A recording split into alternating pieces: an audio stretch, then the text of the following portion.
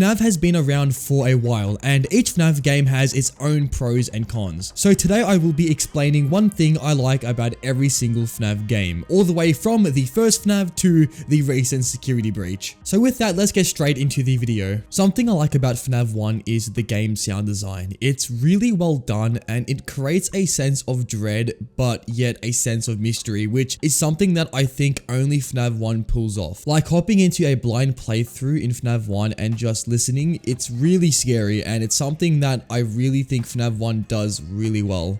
Everything down to the office and the humming heard from the fan, or just hear the animatronics and the way they move in this game, because you can actually hear them creep up and it's something that is really scary. Also, the dreaded power outage where Freddy sings his lullaby and then jump scares you, it's something that creates a sense of fear because you may survive the night, but then there's a chance that you may get jump scared. To this day, I do believe FNAF 1 has the best sound design in the whole franchise. For FNAF 2, it's going to be the absolute amazing cast of animatronics. This game took the stakes of FNAF 1 and just multiplied them. This game has a total of 10 animatronics, which is 6 more than the original, and all the animatronics are really memorable characters, like the puppet, which till this day is still being talked about. You got characters like Toy Chica, one of the favorites, and just every animatronic in this game are just so memorable, and to this day people still talk about the animatronics from this game, and I think it's something that FNAF 2 pulled off very well.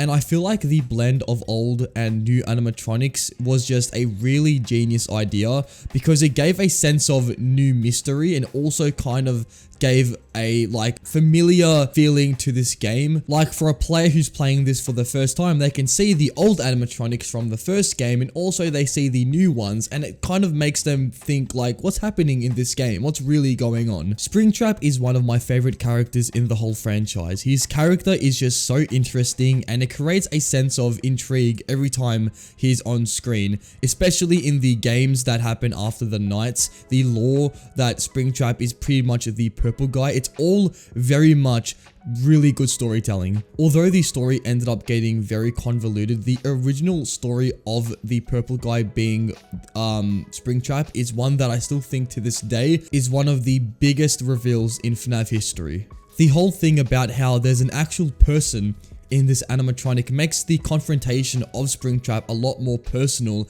and it makes the whole game feel a lot more intriguing. The way Springtrap moves during the night as if he's trying to get closer to you and kind of hunting his prey, it's something that is still terrifying to re-experience even to this day. A downside of FNAF 3 was the lackluster jump scare. However, in FNAF 4, the jump scares became very much the focal point of the game. These jump scares, in my opinion, are some of the best in the whole franchise. The way they just jump out of nowhere, especially when you have to listen for the breathing, and if you miss here, you're getting jump scared, and it's absolutely terrifying. Also, the designs of the animatronics really helps to create that sense of fear this game is trying to pull off, and the jump scare is just the cherry on top. For FNAF World, it's overall going to be the design of the game. The animatronics had a full redesign and they became more cuter, because obviously this game wasn't really a horror game but more a fun RPG that players could just enjoy, and I think that's something that FNAF World does pretty well on. The animatronics and their abilities are just super cute, and I really feel that the creativity with some of the animatronics abilities is really cool. There's also a lot of variety with this game and the different animatronics. There's a lot of like abilities that do different things,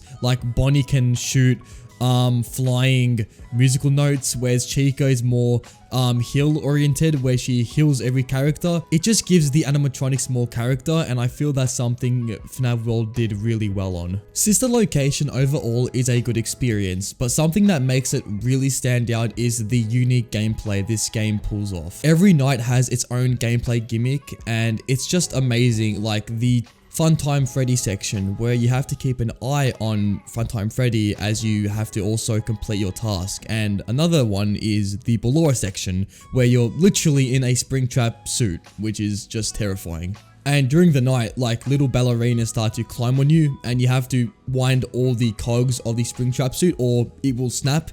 It's something that is really just terrifying when experienced for the first time. Even the secret custom night, it's really well done. The fact that you have to kind of go the opposite way to where the scooper room is, it's really fun to explore the sister location for the first time, and it's something that this game does really well. PS3 Simulator has, in my opinion, the best atmosphere out of every game. The whole gameplay loop of looking into the vents and pretty much trying to hear where the animatronics are, because if you mishear or you don't know where they are because you haven't checked the motion detector, it can really lead to really terrifying encounters with the animatronics. You also have to keep in mind that as you play, you need to do your tasks, so you really are on a really tight schedule, and it makes the game a lot more stressful, and it really does contribute to why PS3 Simulator is one of the most fun games in the whole franchise. Even the music during the tycoon sections of this game, it's really memorable. For Ultimate Custom Night, this is going to be the challenge. This game has one of the most iconic challenges out of the whole franchise,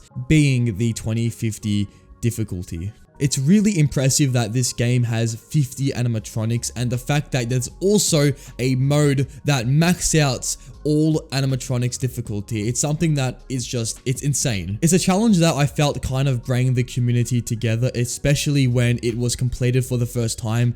It created a sense of like, what is the limit of FNAF difficulty and how far can people push themselves to achieve better scores or achieve like really insane challenges that the FNAF franchise has. For Help Wanted, it's just the fact that you can experience the older games in virtual reality is still a really amazing thing. Like, playing these games in VR completely changes the whole experience, and although the gameplay itself may be a little bit different, I feel that the virtual reality controls makes the gameplay a lot more immersive, and the fact that there's more than just the original games, you have a bunch of other really cool games to play, like the Fredbear sections or the repair sections where you have to literally repair the animatronics. It's really unique gameplay, and it really does make me very excited for the follow-up to Help Wanted, being Help Wanted 2 coming out later this year. And for Security Breach, it's going to be overall the setting, a whole